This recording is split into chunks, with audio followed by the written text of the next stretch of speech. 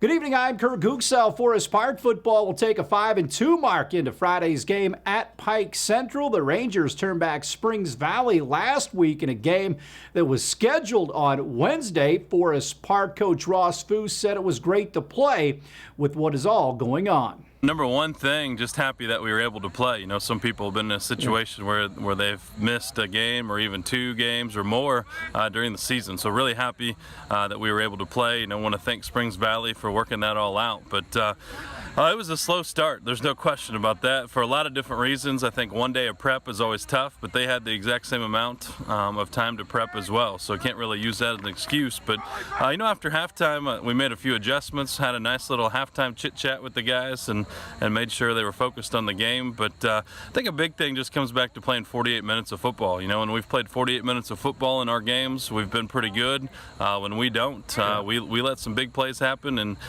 give up some big plays. So I think that's just going to be the emphasis all the way here on out. We've got to play 48 minutes of football. Pike has not played for a bit. What do you see out of them? Yeah, Pike will give you a lot of different formations. You know, they'll run some power eye stuff, a lot of trips, twins. Quarterback will run it a little bit. He can sling it a little bit. So a lot of different formations, a lot of different plays.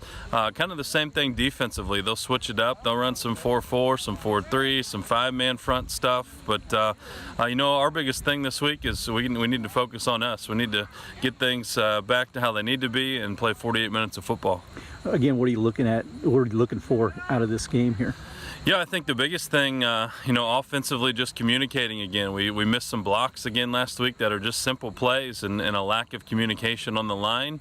We need to get our passing game going. Once again, Cooper's a really good quarterback when he has time to throw, and a few times he was running for his life again on last Friday night's game, and that can't happen. We got to be able to be more balanced. We got to be able to throw the football more.